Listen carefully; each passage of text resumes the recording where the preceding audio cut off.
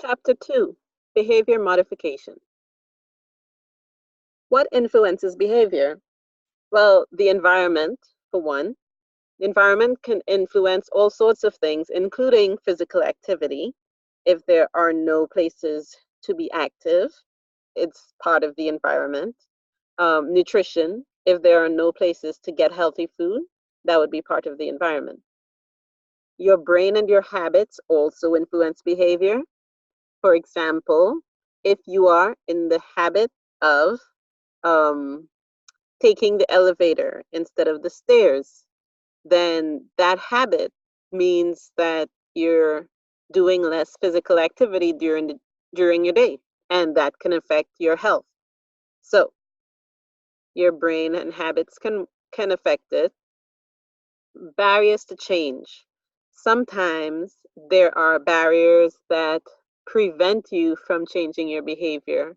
It could be very specific things like there are no safe places to work out in your neighborhood, or you do not have anyone to look after your kids during the time when you would like to do yoga.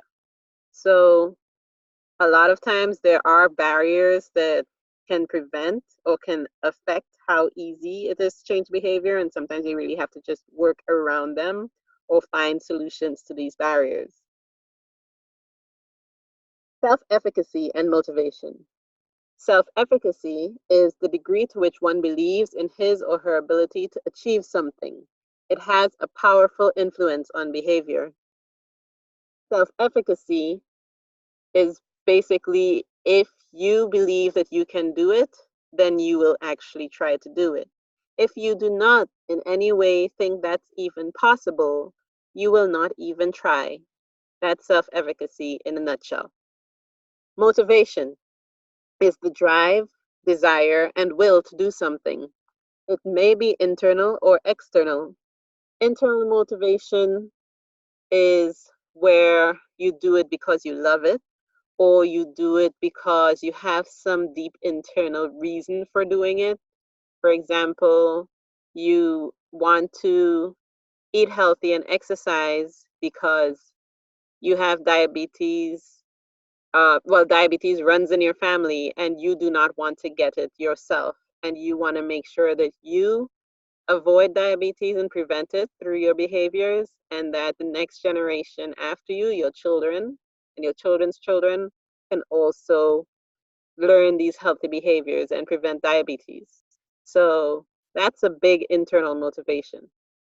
And external motivation can be um, something like you want to fit into a certain dress by this date, or you want to be able to um, win a bodybuilding competition, or you're trying to raise funds in a marathon. And so the external motivation would be things from outside that you're hoping to achieve, whereas the internal motivation is a deep reason, a deep why that will help you do the activity. There's no right or wrong type of motivation, uh, but what is known is that internal motivation is associated with someone doing the healthy behavior and changing their activity for a much longer time. External motivation does not last as long as internal motivation. So if you're trying to create a life change, see if you can find your internal motivation, what you love, or a big reason why you're doing what you're doing. And that will help you to maintain that behavior change in the long term. And if it's getting really hard in the short term, you can find an external motivation, something to work towards that will get you, that would push you to get into the activity in the first place. So you can use them for different reasons. Both are useful. Internal motivation is definitely useful for lifelong change. Locus of control. That's the belief that control over life events and changes comes primarily from outside oneself, external locus of control, or from within, internal locus of control.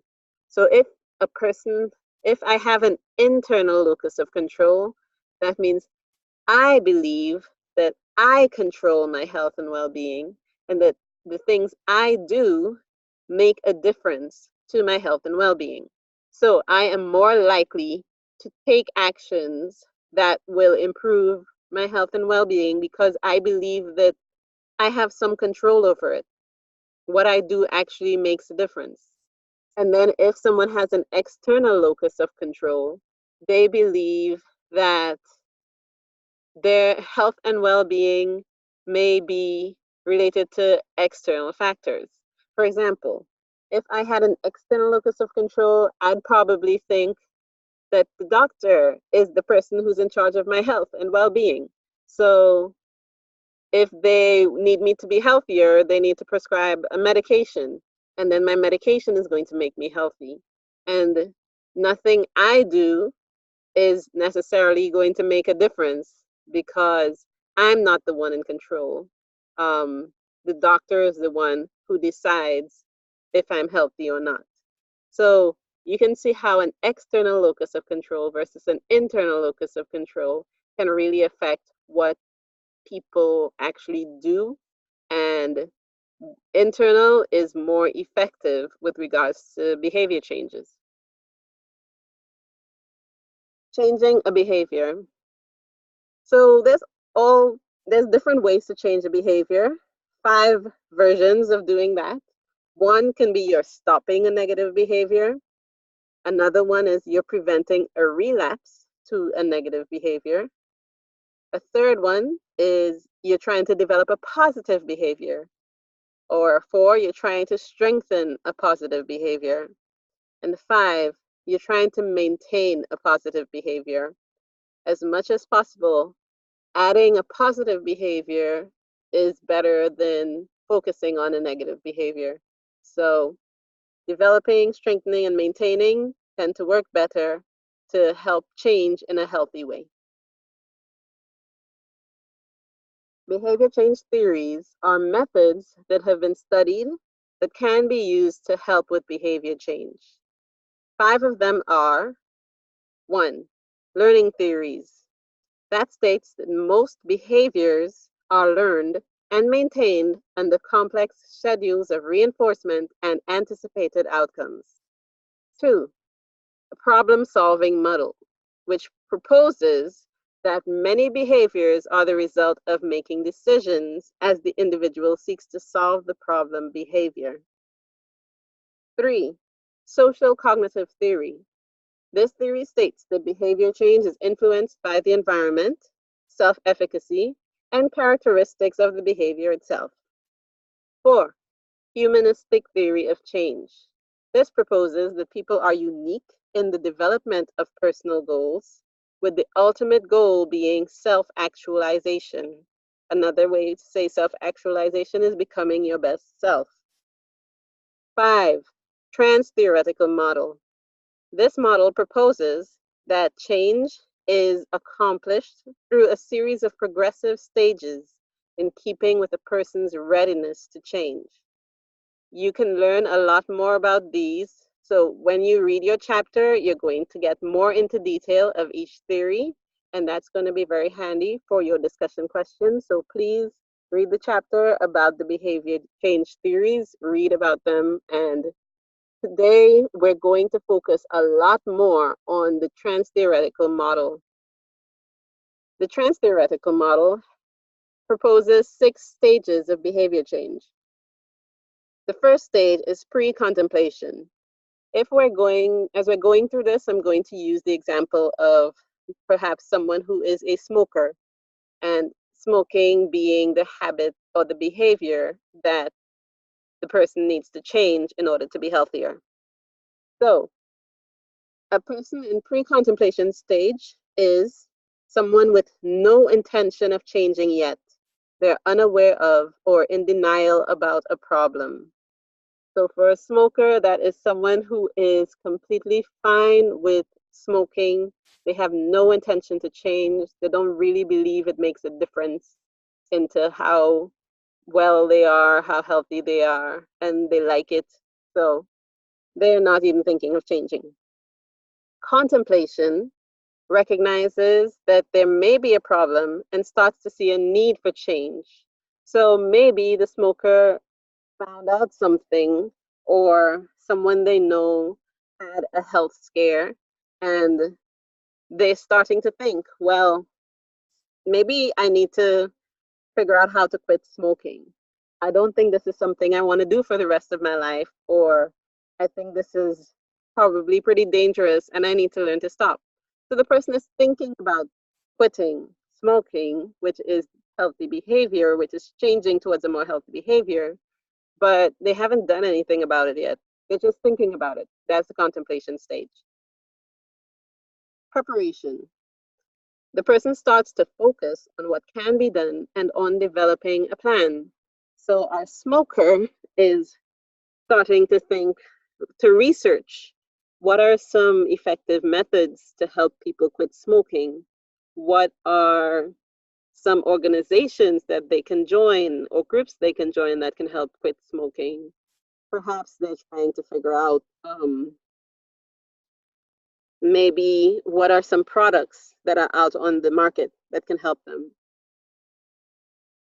So preparation is where the person is starting to figure out and sometimes even try things, try one thing, try another thing, and figure out which one they're going to use as their strategy for the behavior change.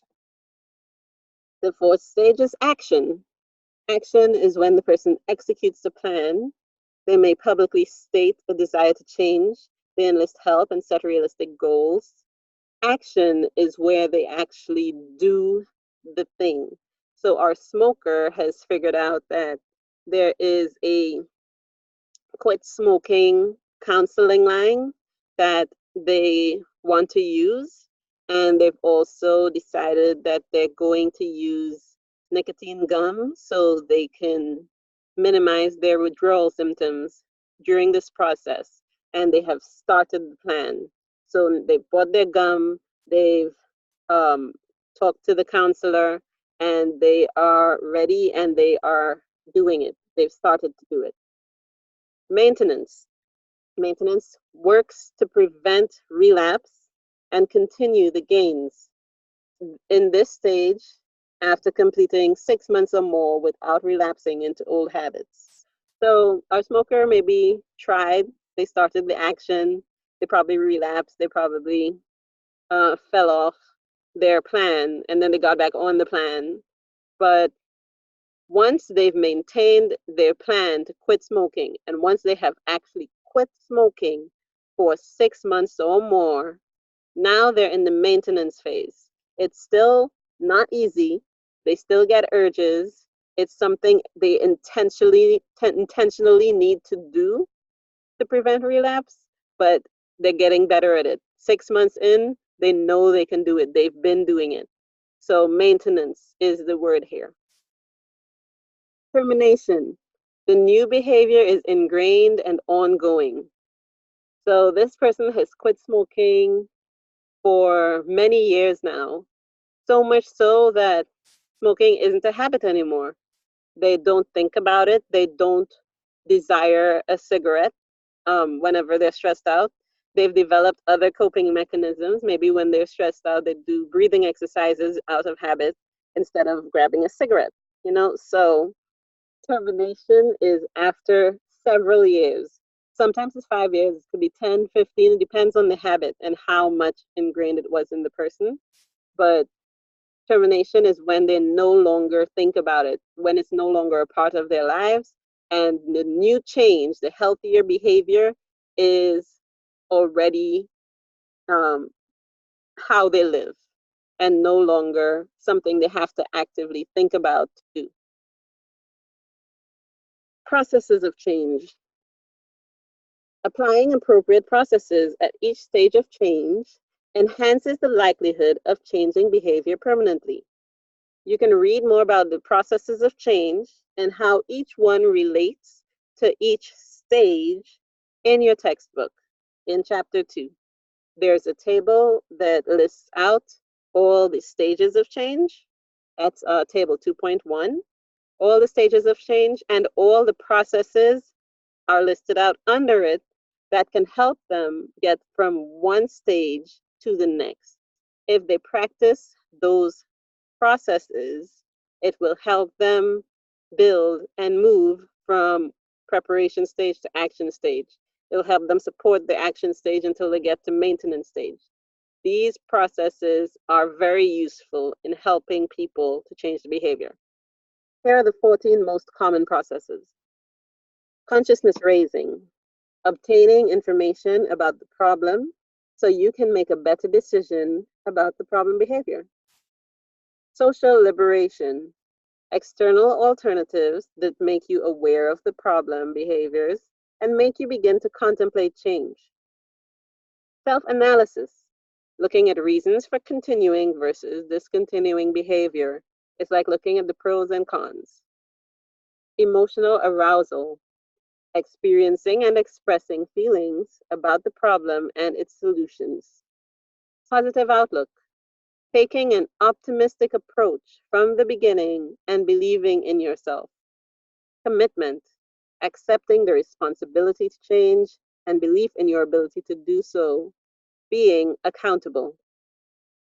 Behavior analysis, determining the frequency, circumstances, and consequences of the behavior to be altered or implemented.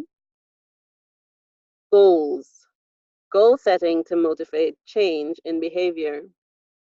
Self reevaluation, analyzing feelings about a problem behavior and reevaluate the advantages and disadvantages of that behavior in your life. Countering, substituting healthy behaviors for the problem behavior. Monitoring, continuous behavior monitoring during the action and maintenance stage. Environmental control, restructuring the physical surroundings to avoid problem behaviors. Helping relationships, surrounding oneself with people who will work towards a common goal with you or encourage you along the way. Rewards, rewarding yourself or being rewarded by others. Note, do not reward yourself with the destructive behavior because that's counterintuitive. That works against what you're trying to achieve. Techniques of change. You can apply any number of techniques of change within each process to help you through it. Techniques are methods and procedures used during each process of change. Do not confuse the techniques with the processes. The techniques of change, some examples of those can be found in your chapter in table 2.2. SMART goals, SMART. SMART is an acronym that helps people to set goals that are more achievable because they have certain characteristics. The characteristics are S, specific. Your goal is specific. It is very clear what you're trying to achieve. You know the number, you know the amount, you know exactly what it is you are trying to get to. Measurable, because the more specific you are, the more you're able to measure if you're getting closer to your goal. So you want your goal to be measurable. A can be acceptable, attainable, achievable, actionable. The point is you want a goal that you can take action on and that you can do.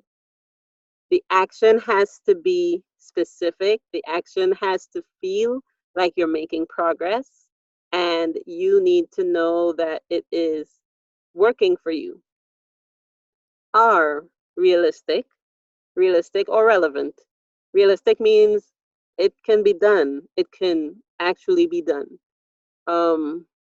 Relevant means the action you're taking is actually going to affect what you want in the end. So the action has to be relevant. Time specific. You need an end date for every goal. Ideally, you can do a start date and an end date, but you need to actually include a day, a month, even a year. But you need to actually include a specific date in which you're going to either have achieved the goal, or even if you don't achieve the goal on that date, you're going to look at your goal and you're going to see how close you are to the goal, what needs to change for you to fix it, so you can try it again in a different way that's more successful. So you have these slides. Please look at the two short YouTube videos about SMART goals. Their SMART goals come from the business world, so they're sort of business oriented, but excellent explanations. That is your homework. Use this slide, get those YouTube videos, and take a look at them. SMART goals and objectives. The goal is the very clear destination. The objectives are the roadmap.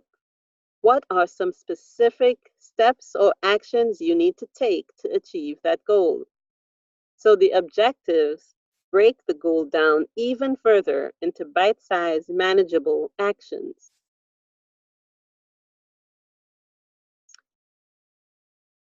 If you have any questions and comments, please contact me, post them in the discussion forum and open forum, or send me a text message on remind.com. You can even email me, but give me time to get to that email.